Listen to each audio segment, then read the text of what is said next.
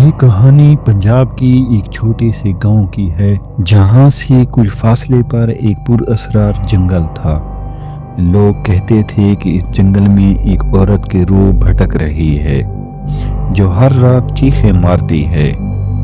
حقیقت میں تو ہم نے یہ صرف کہانیوں اور فلموں میں دیکھا اور سنا تھا، لیکن کئی لوگوں نے دعویٰ کیا ہے کہ انہوں نے اسے دیکھا ہے۔ سننے سے پہلے نئے آنے والے دوستوں سے گزارش ہے ہمارے چینل کو سبسکرائب اور ویڈیو کو لائک کر دیں تاکہ ہماری ہر نئے آنے والی ویڈیو کی اپڈیٹ آپ کو بر وقت ملتی رہے۔ لیکن جو بھی اسے دیکھ لیتا ہے وہ یا تو پاگل ہو جاتا ہے یا پھر کبھی واپس نہیں آتا۔ پرانے زمانے میں جنات اور بھوتوں کے ڈیرے انسانوں کی آبادیوں سے دور جنگلات میں ہوا کرتے تھے۔ پھر جوں آبادیاں بڑھتی گئیں، جنات اور بھوت اور اس طرح کی مخلوق نے یہاں سے دور پہاڑوں اور ویران جگہوں پہ اپنا بسیرا کر لیا ہے۔ ریاض جو اس گاؤں کا نوجوان تھا، جو لاہور سے ابھی بیچلر کی ڈگری کر کے آیا ہوا تھا، صاف ظاہر ہے وہ جدید تعلیم پڑھ کے آیا تھا اور وہ ان باتوں پر یقین نہیں رکھتا تھا۔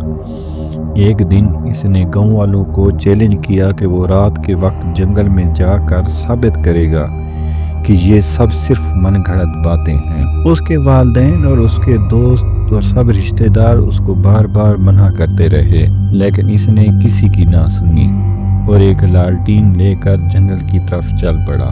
جنگل میں داخل ہوتے ہی اس نے محسوس کیا ہر طرف ایک عجیب سا سکوت چھایا ہوا ہے۔ ہوا بھی بند ہو چکی تھی اور درختوں کی شاخیں جیسے کسی اندیکھے دباؤ سے جھک رہی تھیں۔ اچانک اسے ایک عورت کے رونے کی آواز سنائی دی۔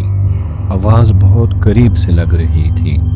کون ہے وہاں؟ ریاض نے ہمت کر کے پکارا۔ جواب میں ایک بھیانک چیخ گونجی اور اچانک ایک سایہ اس کے سامنے نمودار ہوا۔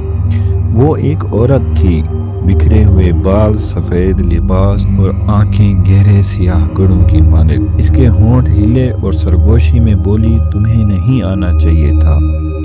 ریاض کی سانس رک گئی اور وہ پیچھے ہٹنے لگا، لیکن اس کے قدم زمین میں جیسے جکڑ گئے تھے۔ اچانک عورت کی آنکھوں سے خون بہنے لگا۔ اس نے اپنی لمبی انگلیاں ریاض کی گردن کی طرف بڑھانا شروع کر دیں۔ ریاض زور سے چیخا اور اگلے ہی لمحے گاؤں والوں نے دیکھا کہ وہ جنگل سے باہر بھاگتا ہوا آ رہا ہے۔ اس کے کپڑے پھٹے ہوئے تھے اور اس کی آنکھوں میں خوف جمع ہوا تھا۔ اس کے منہ سے صرف ایک ہی جملہ نکل رہا تھا، وہ سچ میں وہاں ہے۔